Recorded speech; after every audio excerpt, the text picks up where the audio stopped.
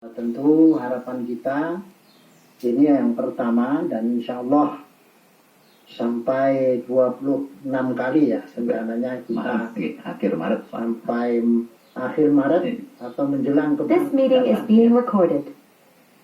Angkatan Jemaah Haji itu yang kloter pertama itu rencananya masuk asrama haji tanggal 1 Mei 2025. Mereka nginap 1 hari 1 malam sekitar itu ya. Kemudian tanggal 2 Mei 2025 itu adalah pemberangkatan jemaah haji kloter pertama seluruh Indonesia menuju Tanah Suci, wabil khusus Madinah. Nah, tentu ini adalah kegiatan yang panjang dalam rangka menyiapkan jemaah haji kita, khususnya jemaah haji Yogyakarta, yang insya Allah pada tahun ini akan berangkat melaksanakan ibadah haji. Tentu ini adalah bekal yang sangat baik untuk jemaah haji, untuk mengetahui bagaimana tata cara pelaksanaan ibadah haji maupun yang terkait dengan kebijakan-kebijakan. Hari ini kita akan berbicara tentang beberapa kebijakan haji yang tentu saja kebijakan ini kita masih menunggu ya, menunggu dari kebijakan pusat, karena kita ini tentu yang ada di daerah itu terkait dengan pusat ya, Kementerian Agama Republik Indonesia, dalam hal ini Menteri Agama, wabil khusus nanti Pak Dirjen PHU. Jadi kita yang ada di Yogyakarta maupun di setiap provinsi, tentu kebijakan yang diambil oleh pusat akan kita laksanakan, akan kita sampaikan kepada jamaah haji, yang mana harapannya jamaah haji bisa mengikuti ya atau melaksanakan kebijakan-kebijakan yang memang harus dilaksanakan, harus diikuti oleh semua jamaah haji.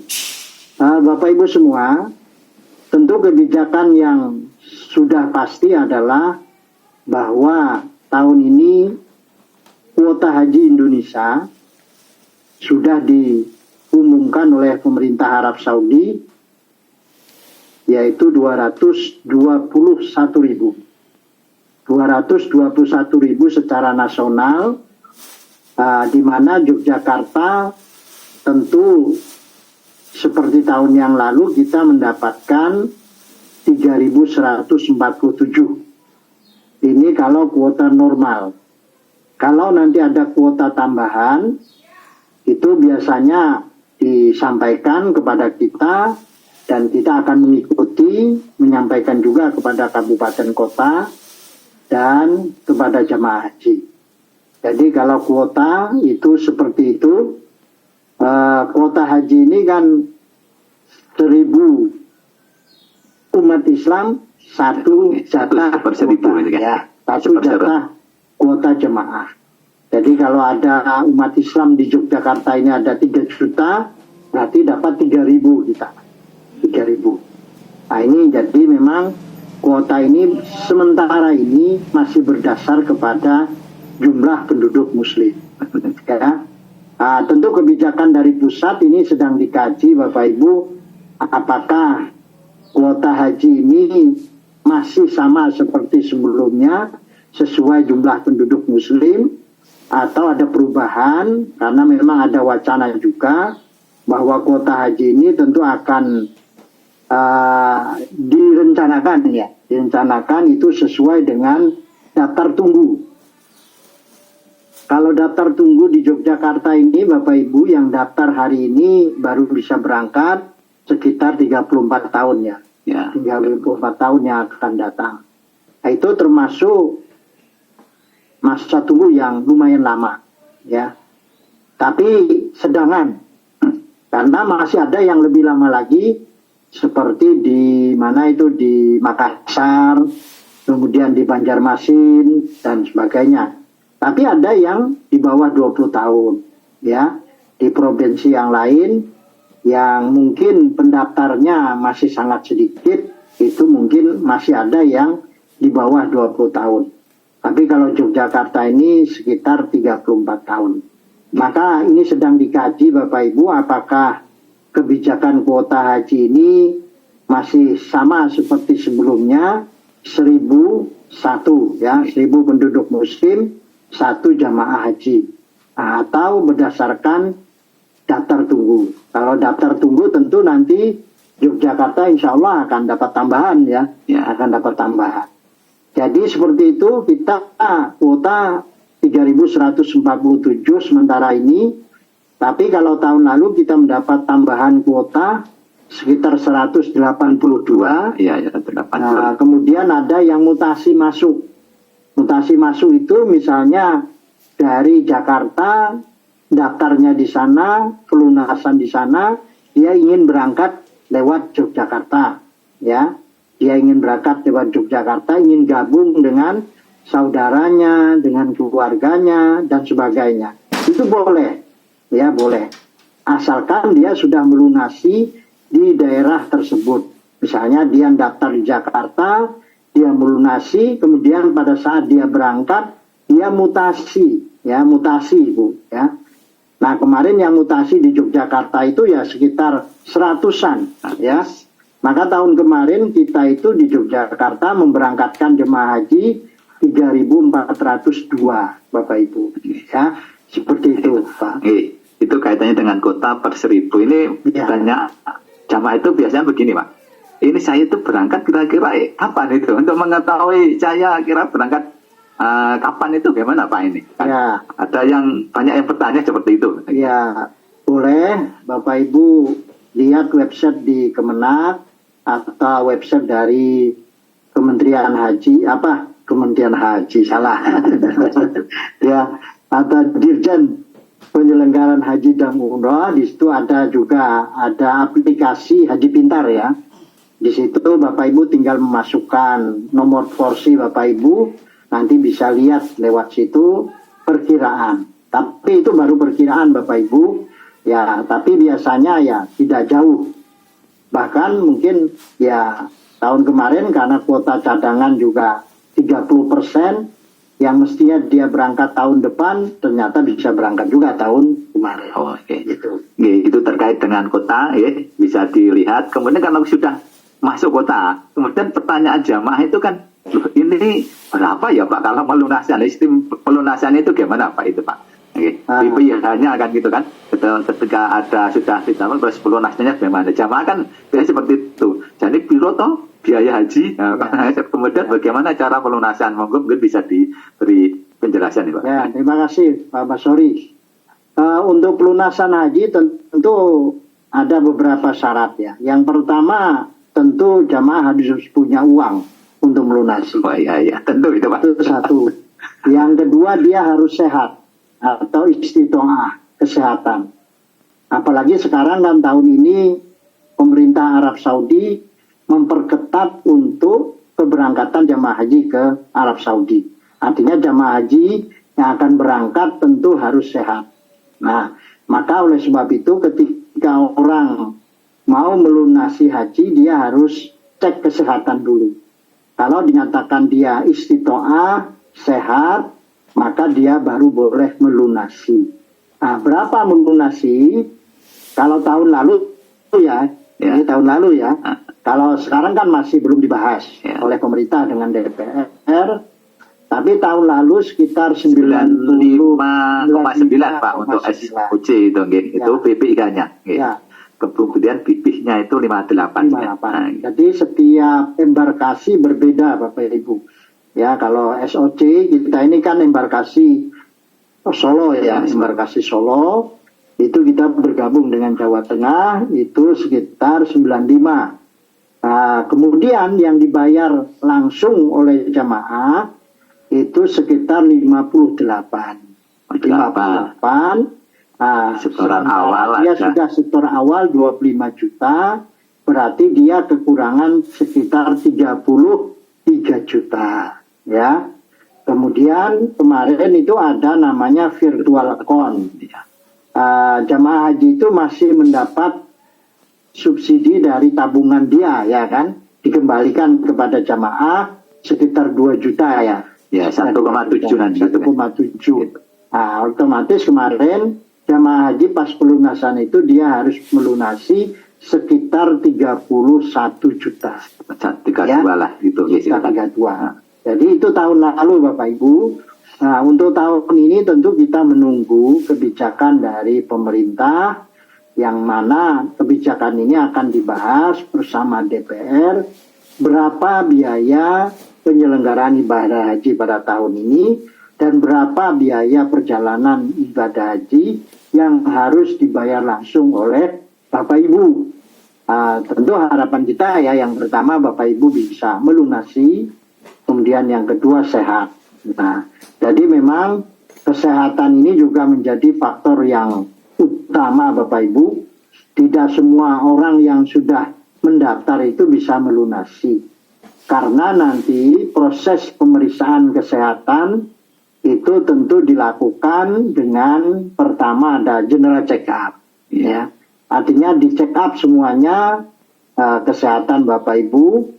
Kemudian juga dicek lagi misalnya aktivitas sehari-hari, mampu atau tidak. Misalnya Bapak Ibu mampu mandi sendiri, makan sendiri, berjalan, dan sebagainya. Lalu bagaimana yang pakai kursi roda ya?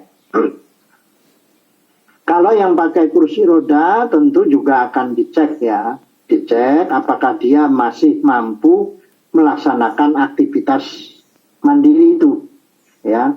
Mungkin pada saat-saat tertentu dia boleh pakai kursi roda, tapi ketika misalnya harus makan, ketika harus ke kamar mandi dan sebagainya, dia harus mampu secara mandiri.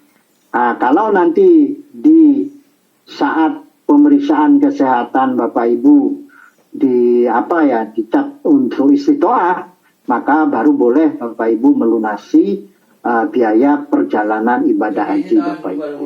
Seperti itu ya. Ya, ini kan sebagai awal itu kan penentuan BPIH-nya itu kan DPR dan pemerintah. Dan hal ini tentu ini DPR baru dilantik, otomatis mungkin panjangnya agak sedikit mundur ini ya Pak ya. Harapannya nanti setelah itu segera bisa melakukan koordinasi dengan pemerintah biar BPIH-nya segera ditetapkan. Kalau sudah ditetapkan, insya Allah yang lain akan mengikuti kebijakan yang lain. Harapan kita seperti itu, karena tentu haji itu persiapannya lama ya. Iya. Jadi harapannya nanti kalau Bapak Ibu nanti sudah dimasukkan sebagai daftar jemaah yang harus melunasi pada tahun ini, harapannya Bapak Ibu nanti bisa segera melunasi, dan waktunya pun biasanya ditentukan. Biasanya ada 2 tahap ya pelunasan itu. Tahap pertama tentu sekitar 1 bulan, ya 1 bulan, baru nanti tahap kedua. Nah, siapa yang melunasi tahap pertama? Yang pertama jamaah haji sesuai nomor urut porsi, itu 1. Yang kedua adalah jamaah haji lansia. Jadi lansia itu Bapak Ibu ada prioritas.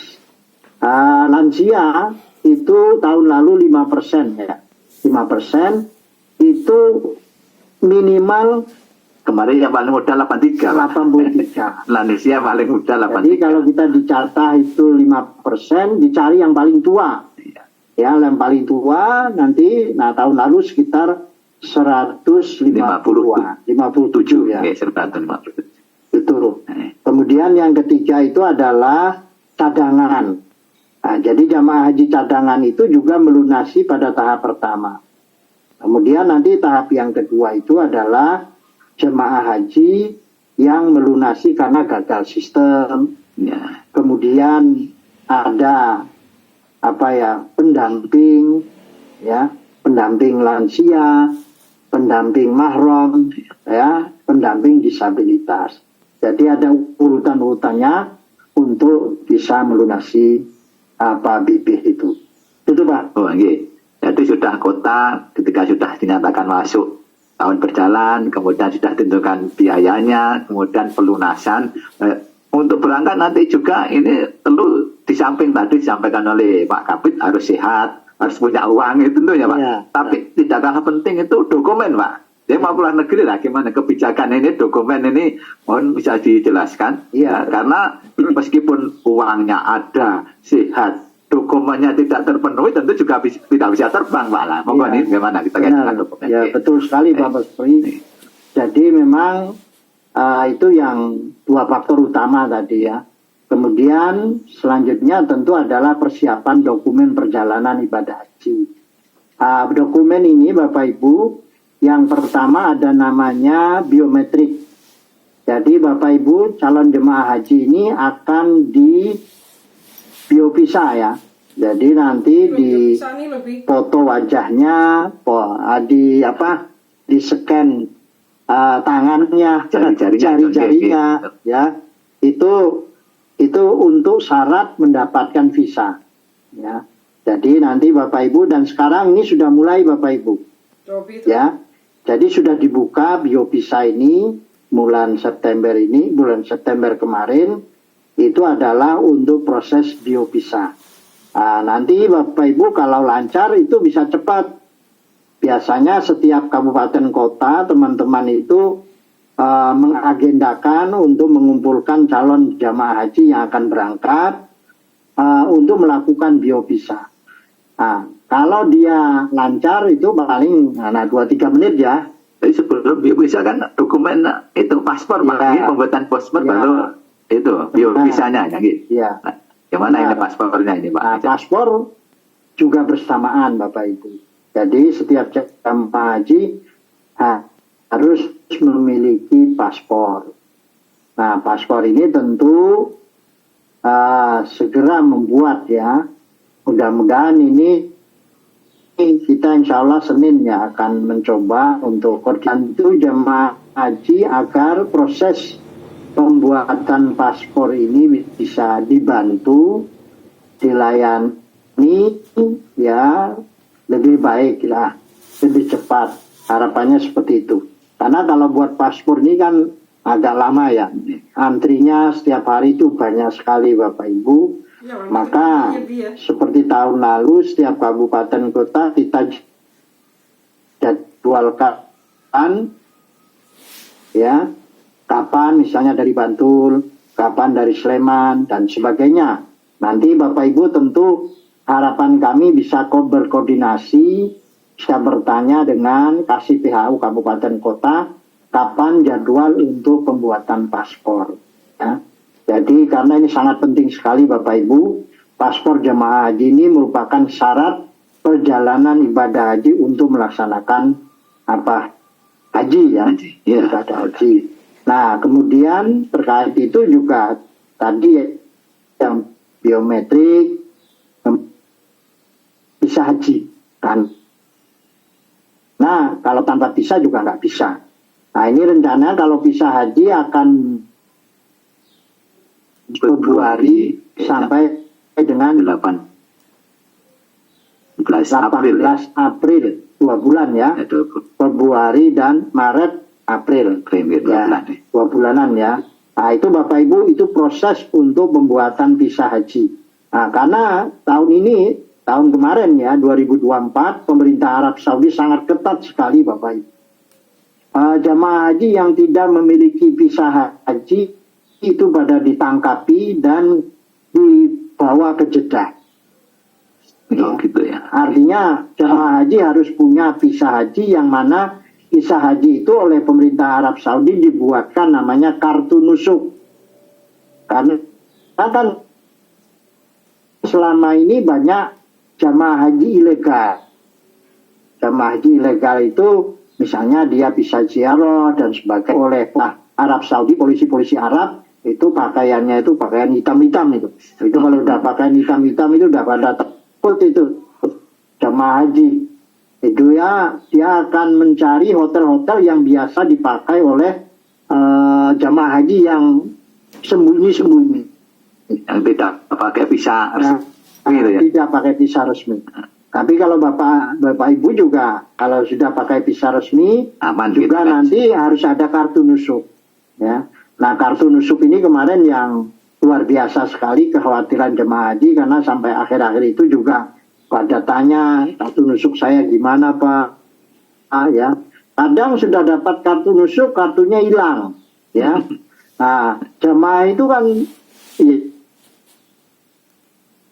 Ya repot juga yang sepuh-sepuh itu, ya. Yang sepuh itu ketika, nah ini itu yang buat kita kemarin minta kepada maktab untuk membantu jamaah haji kita yang hilang, yang belum mendapat kartu nusuk untuk agar mendapatkan kartu itu. Itu.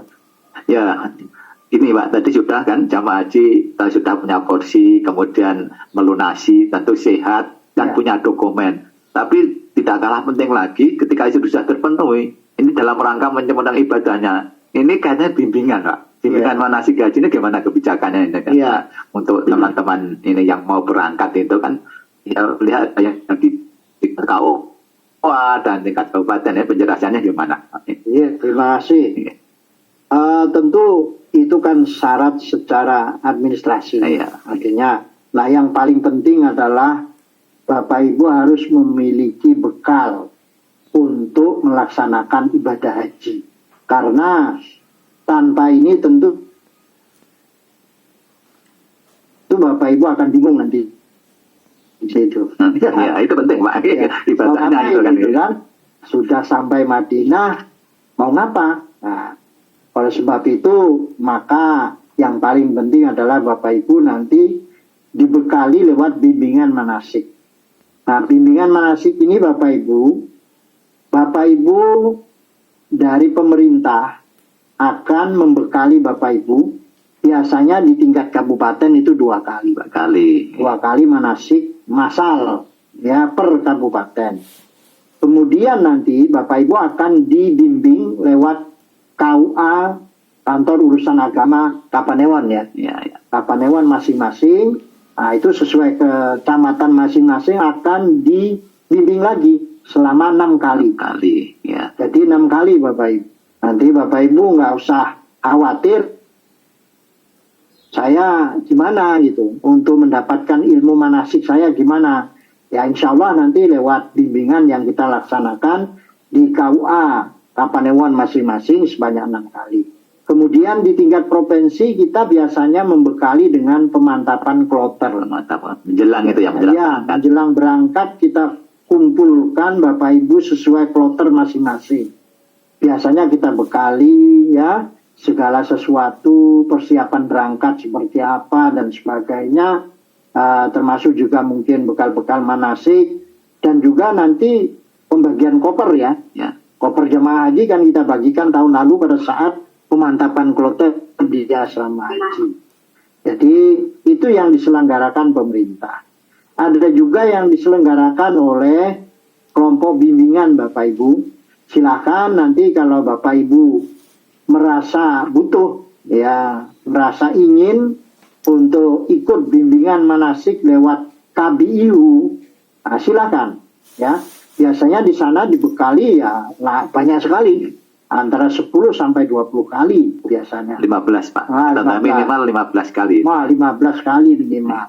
Ya, itu minimal Bapak Ibu. Nah, jadi nanti silahkan.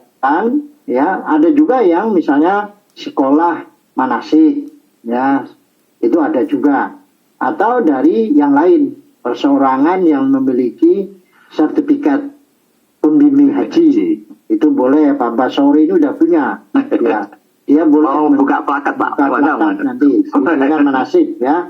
Silakan. Itu boleh Bapak Ibu untuk ikuti untuk menambah bekal Bapak Ibu nanti sehingga pada saat Bapak Ibu melaksanakan ibadah haji, Bapak Ibu nanti ya paling tidak paham rukun haji itu apa saja, wajibnya apa, sunahnya apa, larangan-larangan ihram itu apa dan sebagainya. Ya, seperti itu.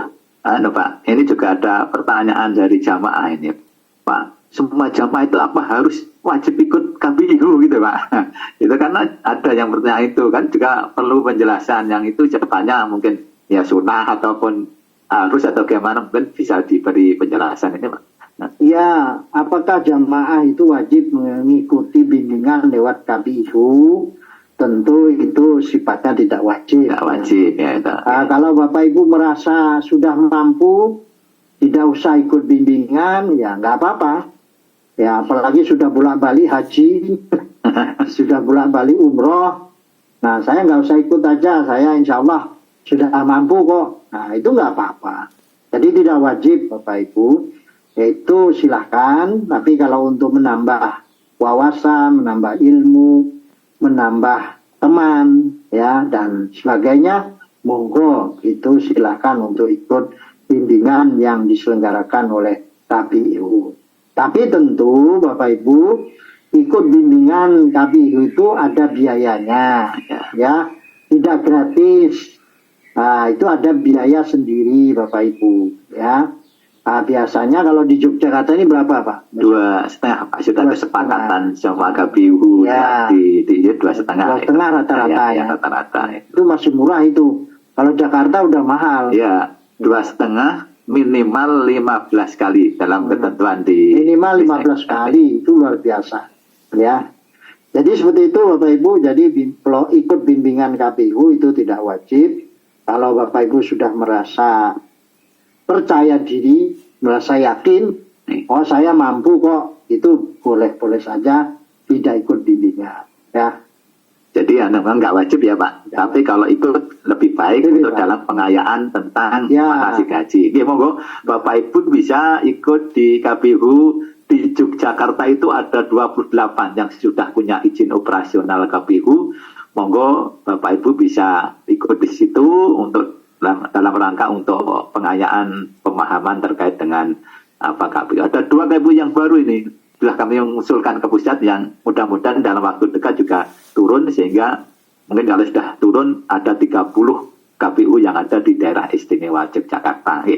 Sudah dokumen sudah bisa melunasi, kemudian ada apa ilmunya untuk haji, tentu dalam ranah kebijakan apa dalam negeri ini kan kalau itu sudah siap semuanya, tidak kalah penting itu harus dibawa ke sana. Nah, ini bagaimana? Kebijakan penerbangan mungkin bisa diberi penjelasan Pak, mungkin termasuk Jogja penerbangannya lewat Solo dan sebagainya. Moga kayaknya penerbangan bisa berikan penjelasan Pak.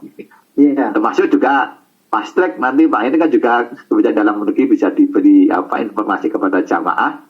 Karena tahun kemarin kan baru pertama ya, di Solo lah gitu. Monggo Pak. Ya, nanti kalau Bapak Ibu sudah melunasi haji, tentu kewajiban kami di bidang PHU bersama PHU Kabupaten Kota untuk membentuk kloter Bapak Ibu. Namanya kelompok terbang. Jadi dalam satu pesawat itu isinya berapa saja. Kalau Yogyakarta itu tahun kemarin kita 10 kloter ya? Ya, 10 kloter, ada tambahan kloter. Nah, nanti Bapak Ibu nanti masuk kloter berapa dan sebagainya. Satu kloter tahun lalu kita 360 Bapak Ibu. Nah, kita masih bergabung dengan embarkasi Solo. Asrama hajinya ada di Donohudan, Boyolali. Nah, tentu nanti dari Bantul misalnya berangkat menuju Donohudan. Nah, di sana sesuai kloter masing-masing. Nah, nanti tentu sesuai jadwal ya penerbangan. Nah, tentu yang ini terkait dengan penerbangan kita tahun lalu masih Garuda ya. Karena kalau untuk Solo itu kan bandaranya masih belum bisa didarati berbadan lebar. Tinggal doanya saja Bapak Ibu, mudah-mudahan Yogyakarta bisa menjadi embarkasi ya. Mudah-mudahan kapan nanti, mudah-mudahan ya cepat ya. Tinggal doa Bapak Ibu. Karena bandara Jogja layak untuk pesawat berbadan lebar gitu ya, bisa layak itu. Jadi bandara kita itu sudah bandara internasional yang sangat layak untuk menjadi embarkasi ya. Syarat embarkasi itu kan ada 3 Bapak Ibu. Pertama ada bandaranya, ya. Yang kedua ada jamaahnya minimal 4.000. Kemudian ada asrama hajinya. Nah, ini asrama hajinya mohon doa Bapak Ibu, jadi mudah-mudahan bisa kita segera bangun ya. Itu kayak dengan penerbangan, tentu nanti pengkloteran itu kita akan komunikasikan dengan kabupaten kota agar masing-masing kabupaten itu diusahakan bisa bersama-sama dalam satu kabupaten. Kita tentu kita komunikasikan dengan itu. Kemudian mungkin kebijakan yang baru itu bisa dijelaskan kaitan dengan fast track Pak. Kan jamaah juga mendengar itulah fast track itu Solo baru tahun kemarin kan gitu kan. Untuk fasilitas yang mungkin layanan lebih nyaman pada jamaah dengan fast track itu apa Pak itu kan? Ya, alhamdulillah Bapak Ibu, fast track ini kan tahun kemarin itu dapat tambahan ya. Di mana kalau sebelumnya itu kita hanya ada di embarkasi Soekarno-Hatta. Soekarno-Hatta sama. Kemudian tahun kemarin, alhamdulillah dapat embarkasi Solo dan Surabaya. Ada 3 ya Pak? Ada 3, di mana dengan layanan fast track ini, pemeriksaan seperti paspor, imigrasi Arab Saudi. Nama Arab Saudi itu diadakan di Solo.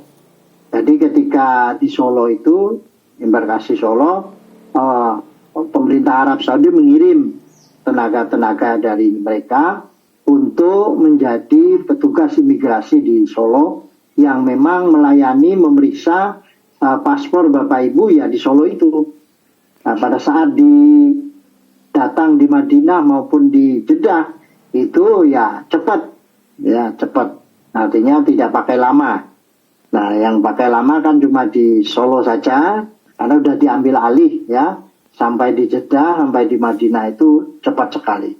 Ya, itu SOP-nya kan setengah jam harus selesai di bandara. Ya. Itu alhamdulillah. Nah, tahun ini rencananya akan ditambah lagi 1 lagi kalau tidak di Makassar atau di Medan. Ya, seperti itu untuk layanan fast track. Ya. Tentu ini sangat baik sekali dan sangat memudahkan jemaah haji. Supaya jemaah haji itu ketika berangkat ya tidak capek. Ya, intinya tidak capek dan tidak pakai lama. Ya, alhamdulillah kemarin memang berjalan dengan baik dan sangat memuaskan ya. Sangat memuaskan bagi jemaah. Buktinya kemarin lah survei kepuasan haji kan meningkat sekali dari tahun 2023 kan. 2022 ya. 22 itu yang paling tinggi ya. Paling tinggi tahun ini kan. Alhamdulillah tahun ini meningkat sekali 88,20% ya. Artinya kepuasan jamaah haji sangat tinggi untuk layanan jamaah haji, Bapak Ibu sekalian. Oke. Jadi fast track itu jamaah haji itu memang nanti kalau biasanya sebelum ada fast track itu kan di Jeddah maupun di Madinah itu kan lama nunggunya ya, pemeriksaan imigrasi Arab itu 3-4 jam. Tapi ketika sudah fast tracknya di sini, di sana itu langsung begitu turun pesawat langsung masuk bis gitu ya Pak ya. Makanya jamaah nggak begitu lama untuk menunggu sehingga langsung bisa masuk di hotel jamaah haji itu. Itu kelebihan dari fast track. Itu beberapa kebijakan yang mungkin nanti akan diterapkan kaitannya dengan kebijakan dalam negeri. Nah itu secara umum Pak. Mungkin Pak Kabid bisa dijelaskan kebijakan yang lebih khusus untuk daerah istimewa Yogyakarta apa ini Pak? Kaitannya dengan mungkin bisa pengkloteran atau mungkin yang perlu disampaikan kepada jamaah terkait dengan kebijakan-kebijakan khususnya di DJ itu kan. Ya. Kalau untuk Yogyakarta tentu kebijakan yang secara khusus kan kita ngikut saja ya. Tapi untuk pemantapan kloter memang itu adanya hanya di Yogyakarta ya. Karena pemantapan itu kita rasa sangat perlu sekali. Pada saat itu nanti kita bisa ketemu jamaah, ketemu petugas gitu kan. Petugas nanti kita kenalkan petugas haji Bapak Ibu siapa saja. Karomnya gitu ya, kan. Ketua rombongan, ketua regu, kita kenalkan dan mereka di situ akan bermusyawarah. Kita berikan fasilitas Bapak Ibu karena memang pemantapan kloter ini sangat penting sekali. Sebelum Bapak Ibu berangkat semuanya harus sudah mantap gitu. Mantap niatnya, mantap barang bawaannya juga harus jelas. Karena ketika berangkat jamaah itu kok salah dalam membawa barang bawaan, itu juga repot. Ya, misalnya jamaah itu kita anjurkan jangan membawa uang, memasukkan uang ke dalam koper besar. Karena berdasarkan pengalaman jamaah itu ada yang hilang gitu, kehilangan uang di dalam koper besar. Maka kalau tidak kita sampaikan biasanya ya jamaah pertimbangannya kan ya bingung dia. Ini boleh enggak ya? Boleh enggak ya? Ternyata kan berisiko. Jadi barang-barang berharga jangan dimasukkan dalam koper besar. Ya. termasuk barang-barang yang boleh dibawa dan yang tidak boleh dibawa, seperti peniti misalnya, kecil.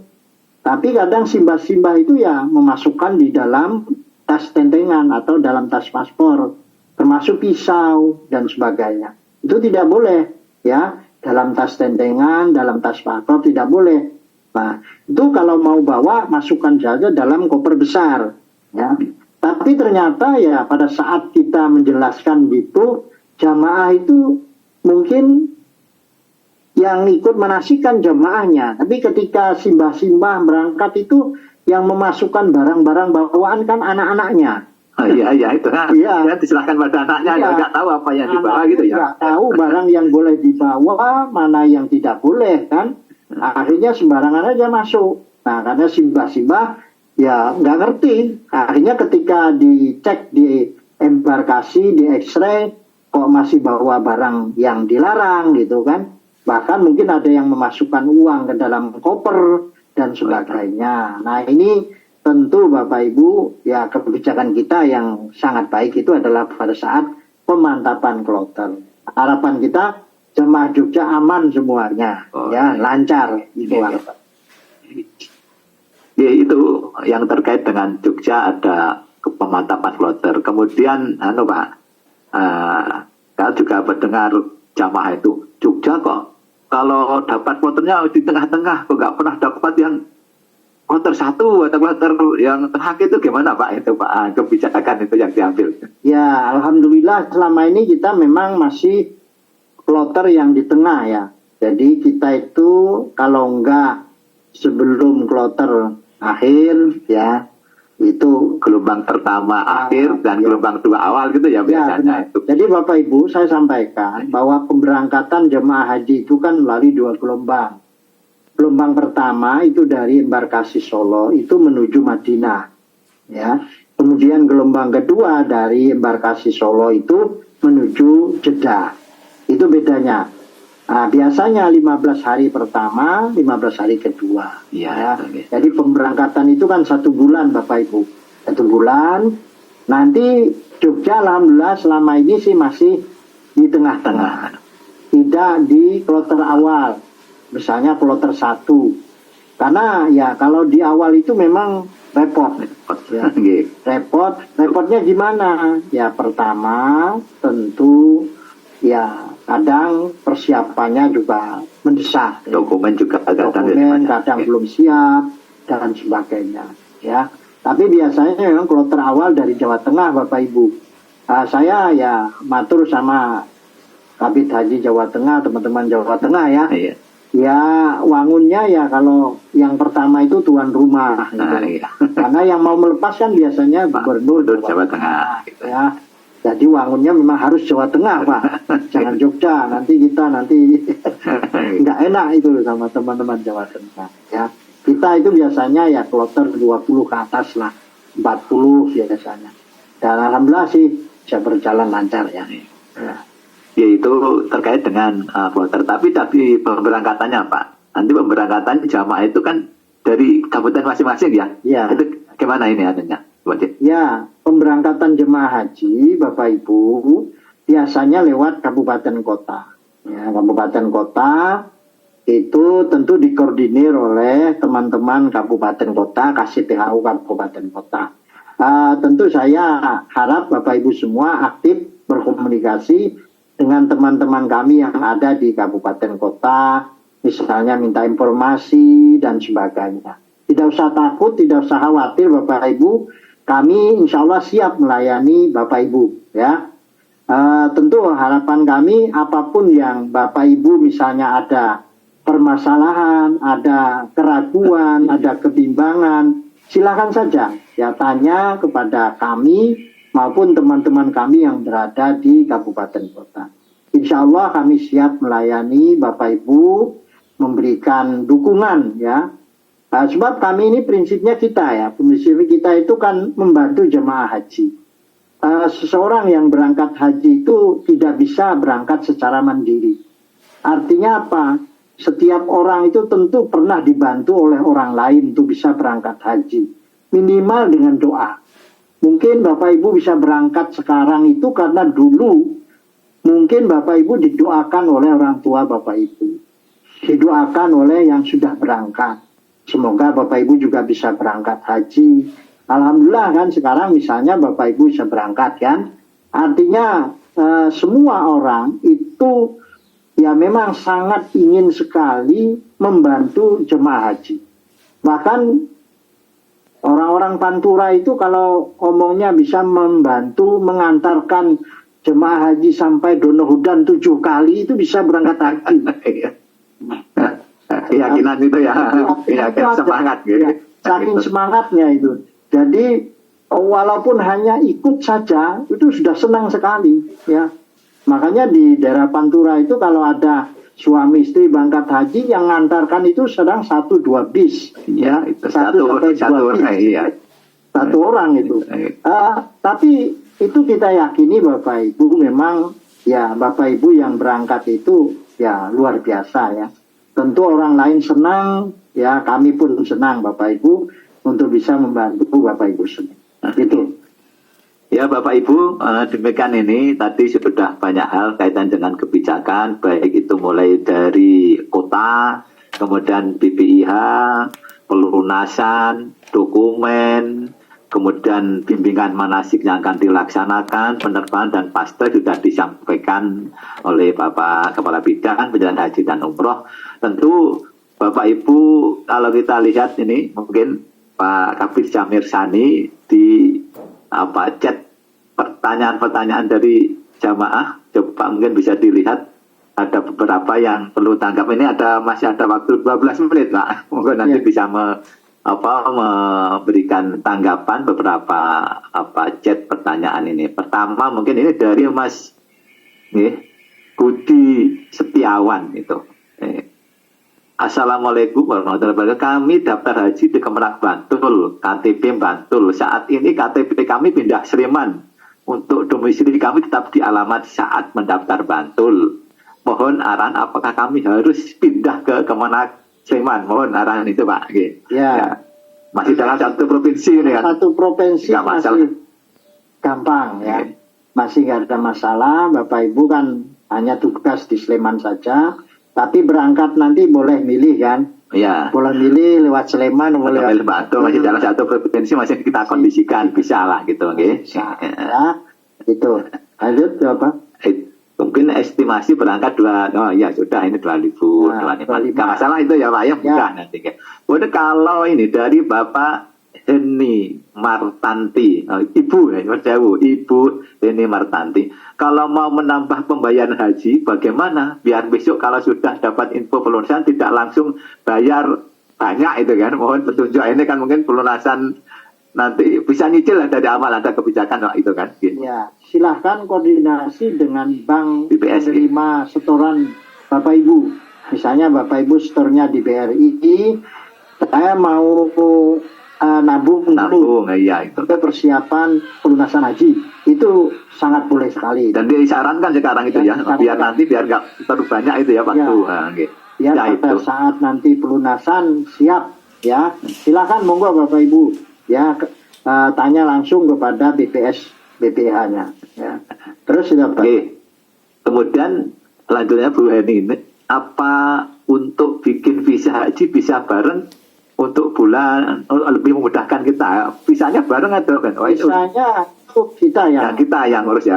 Dari kami, yang penting Bapak Ibu nanti sudah buat paspor, kemudian biometrik, paspornya langsung dikumpulkan Bapak Ibu. Jadi Bapak Ibu nanti jangan dipegang paspornya, diserahkan ke Kasih PHU Kabupaten Kota. Nanti Kabupaten Kota akan mengirim kepada kami di Kanwil. Nah, kami yang akan melakukan proses visanya, ya. Jadi kami secara seperti itu, ya, SOP-nya, ya. Jadi kita yang di kantor kan juga ada alatnya ada ya untuk proses pemeriksaan cukup di kantor. Tidak pada jamaah yang ngurus itu ya, kita yang ngurus kan itu. Kemudian dari Ibu Indah Setianing ini. Mohon informasinya terkait penggabungan mahram batas pendaftaran pada tahun berapa. Ini penggabungan mahram ya. Berapa tahun untuk waiting listnya mungkin maksudnya seperti itu Pak. Ya benar. Bapak Ibu, kalau untuk penggabungan mahram itu misalnya suami istri ya. Nah, Suami istri, anak, suaminya misalnya berangkat tahun ini, istrinya tahun depan. Itu boleh istrinya maju tahun ini. Asalkan istrinya itu minimal 5 tahun sudah mendaftar haji. waiting list 5 tahun gitu 5 ya. tahun minimal. Ya, minimal 5 tahun. Kemudian nanti daftarnya satu provinsi. Ya, satu provinsi nggak boleh Ya. di luar provinsi ya Pak. Tidak boleh. Itu. Misalnya di Jawa Tengah pun tidak boleh, ya. Walaupun satu embarkasi, Ya, ya kan? Iya. Karena masa tunggu masing-masing provinsi berbeda. Beda-beda. Ya. Jadi syaratnya satu provinsi minimal 5 tahun, Bapak Ibu. Ya. Ya. Kemudian yang boleh menggabung mahram itu suami atau istri ya. Dan Kemudian anak orang tua itu boleh. Atau saudara kandung juga boleh. Boleh saudara kandung, suami istri, anak, orang tua. Ya. Kemudian Bu Kurnia, kalau misal tidak ikut bimbingan KPU, apakah di Mekah Madinah ada yang memimpin bimbing dari kemana atau dianggap bisa mandiri ya Pak? Nah, kalau tidak ikut ini, gimana di sana itu? Ya, Pak, ini. terima kasih. Setiap kloter itu ada petugas namanya, petugas kloter. Yang pertama ada ketua kloter, ada pembimbing ibadah, ada dokter, ada perawat. Jadi ada 5 orang. Kemudian ditambah lagi Daerah. petugas haji daerah, itu ada dokter, ada Layanan umum, ya, atau juga kalau di luar Jogja itu ada Pembimbing ibadah daerah kan gitu. Artinya Bapak Ibu kalau misalnya tidak ikut KPU ya itu udah tanggung jawab pembimbing kloter. Ya. Pembimbing kloter ya bertanggung jawab secara keseluruhan. Maka tugas pembimbing ibadah kloter itu memang berat sekali sebenarnya. Dia harus memastikan bahwa jamaah yang dia bimbing itu semuanya sudah melaksanakan rukun haji misalnya. Sudah umrah wajib, sudah tawaf dan sebagainya. Itu harus dipastikan semuanya. Jadi Bapak Ibu, di kloter itu ada petugas ya.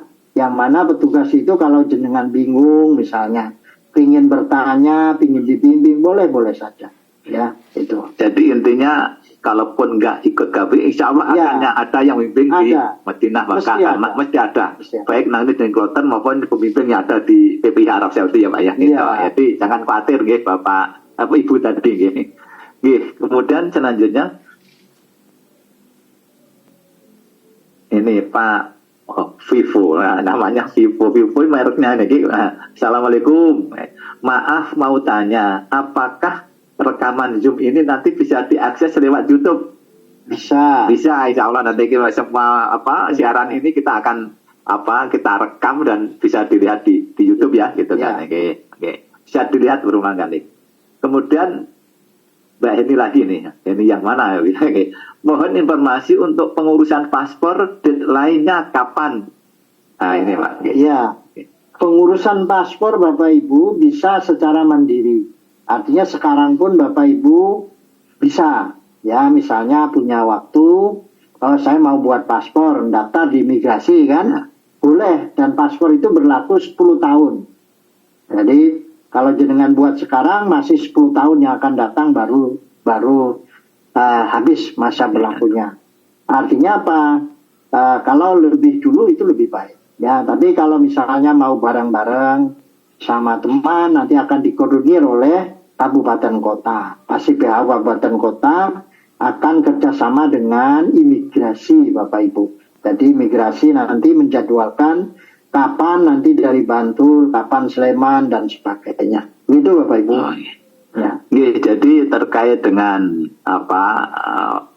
paspor layanan dokumen ini, insya Allah ada materi sendiri. Kami sudah membuat jadwal 26 itu dari apa yang disampaikan oleh Pak Kapit tadi, masing-masing kaitan dengan PPIH, dokumen, kemudian nanti kesehatan, ada materi khusus di podcast ini. Jadi nanti satu sesi ngurus terkait dengan dokumen itu syaratnya apa, bagaimana prosedurnya, permasalahan yang muncul apa yang dilakukan oleh jamaah, insya Allah akan lebih detail lagi itu. Jadi insya Allah monggo Bapak Ibu nanti terus ikuti kalau jadwal kami layanan dokumen haji itu tanggal 8 November itu yang akan disampaikan dari kantor imigrasi Jakarta kami mengaturi di tempat ini, di Poskes ini nanti yang terkait dengan dokumen juga dari imigrasi ketika bicara kebijakan kesehatan, nanti tentu dari teman-teman di dinas kesehatan juga akan memberikan penjelasan di acara Bin online setiap Jumat sore ini. Bapak Ibu yang saya hormati, ini masih ada satu lagi Pertanyaan. Oke. Udah ya? Sri Utami ya. Oh ini masih atasnya itu. Mohon informasi Pak Nur Harmanto Kurniawan. Mohon informasi untuk pendaftaran penggabungan mahram mulai kapan? Nah ini Pak. Itu setelah pelunasan ya. Ya, jadi penggabungan mahram itu akan dibuka pada saat pelunasan kedua, Bapak Ibu. Nah, jadi pelunasan pertama itu kan yang sesuai urut porsi tadi. Ya. Kemudian lansia dan cadangan, itu pertama. Lalu setelah itu, lalu ada pelunasan tahap kedua. Biasanya 1 bulan setelah tahap pertama. Itu. Tahap kedua itu tentu yang gagal sistem, penggabungan. kemudian penggabungan ya. Penggabungan mahram apa lansia dulu itu ada urutan. Ya. Disabilitas juga masuk itu. Jadi itu nanti waktunya ada, kita informasikan waktu kapan ya, bisa melakukan. Mutasi pun juga ada waktunya nanti kan setelah melunasi. Kemudian dari Bu Sri Utami, mohon info apakah kami bisa dapat info untuk materi apa saja yang akan diberikan pada saat online. Insya Allah ya. Ini kami sudah nanti akan kita share ya materi-materi ini 26 ini sudah insya Allah akan kita share pada grup-grup lewat kasih PHU Kabupaten Kota kepada jamaah di wilayahnya masing-masing. Insya Allah kita akan share materi-materi yang jelas. Materi ini sudah kami kemas 5 pokok. Pertama kebijakan, kemudian akidah dan psikologi haji, akhlak dan hikmah haji, kemudian manasik haji sendiri, mulai dari rumah sampai rumah lagi apa nanti juga ada. Kemudian kesehatan juga ada. Insya Allah kalau bisa diikuti semuanya, insya Allah minimal mendapat penguatan, pengayaan ilmunya untuk melakukan ibadah haji. Insya Allah Bapak Ibu lebih baik, apalagi nanti diikuti teman-teman di mitra kami di KPU maupun di KUA masing-masing itu. Sesuai dengan waktu ini pas 1 jam lewat 1 menit, mungkin ada sudah pertanyaan sudah habis. Monggo Pak Kabid bisa sudah habis ya, Mas. Pesan-pesan di sesi yang pertama ini kepada jamaah haji, untuk itu waktu kami persilakan, monggo Pak Kabid. Ya, terima kasih Pak Basori.